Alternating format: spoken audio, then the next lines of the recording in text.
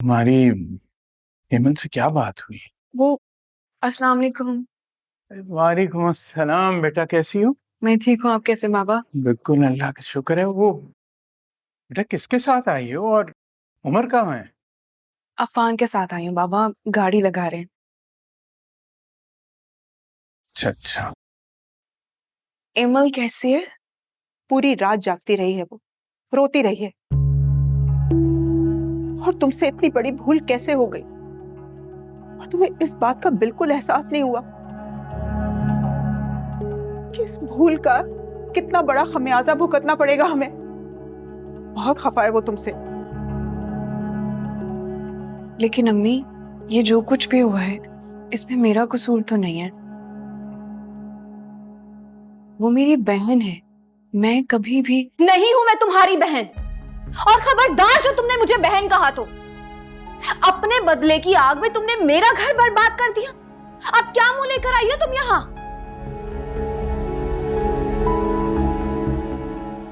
देखो एमल, मैं तुम्हें पहले भी बता चुकी हूँ और आज आखिरी बार फिर कहूंगी, मैंने तुम्हारा घर बर्बाद नहीं किया।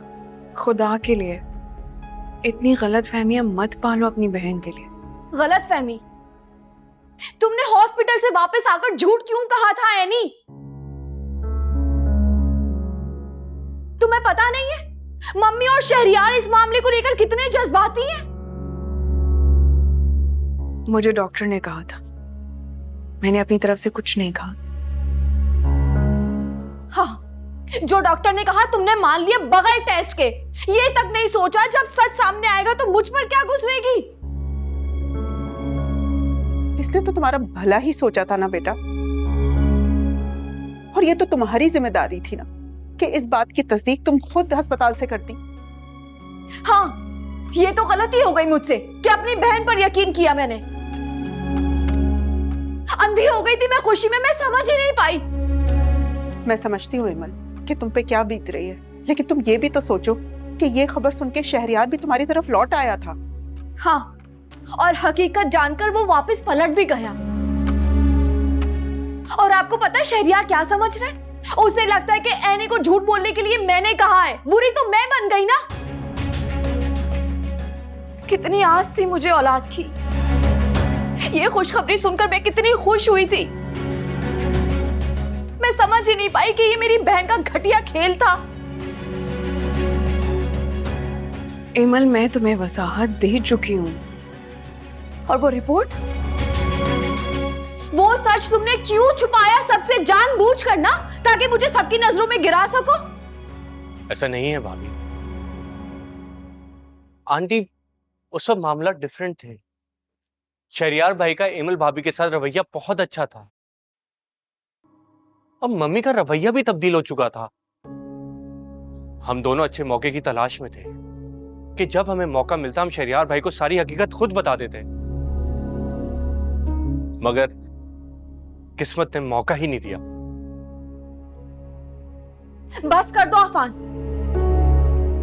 मैं अब तुम दोनों की बातों में नहीं आने वाली, क्योंकि तुम दोनों ने जो करना था वो तुम दोनों कर चुके हो। अब प्लीज चले जाओ यहां से। अब मैं तुम लोगों की शक्ल भी नहीं देखना चाहती।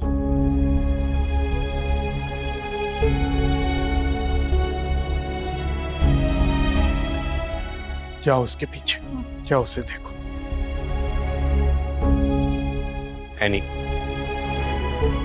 एमल भाभी को समझने की कोशिश करो।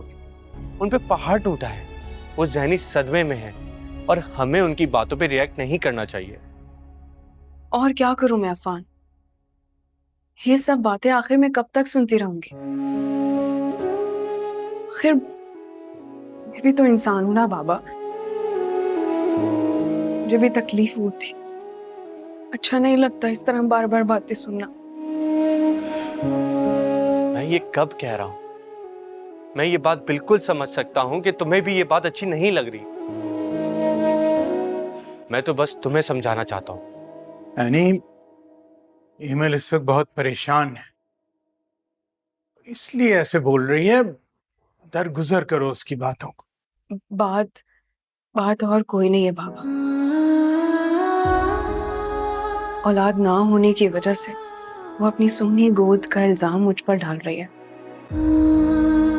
और आप कह रहे हैं कि मैं दरगुजर कर दूं। कैसे? मैं मानता हूँ बेटा, लेकिन एमल इस वक्त होशो हवास में नहीं है। तुम बहन हो उसकी, अगर तुम नहीं समझोगी तो और कौन समझेगा? अंकल, आप तसल्ली रखें, एनी को मैं समझाऊंगा। और जहां तक शहरियार की बात है, तो शहरियार को मैं बहुत अच्छे से जानता हूं। वो एमल भाभी के बगैर नहीं रह सकता, आप देखेगा वो उन्हें वापस लेने जरूर आएगा। इंशाल्लाह। बेटा कोशिश करना कि ये दरारें जल्द भर जाएं, वरना जरा सी दरार जो है ना वो घर को तबाह कर देती है। अल्लाह बेहतर करेगा, मुझे पूरी उम्मीद है। शहरियार से कहना कि उसने मेरी बेटी को घर से निकाल कर अच्छा नहीं किया।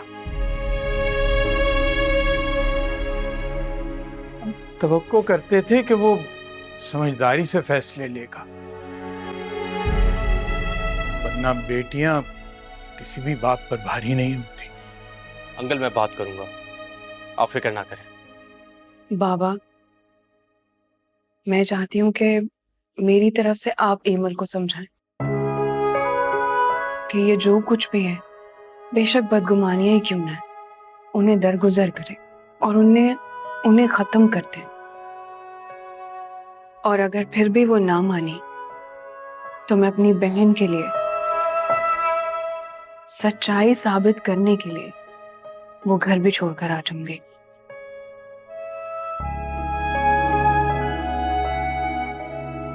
खुदा हाफिज।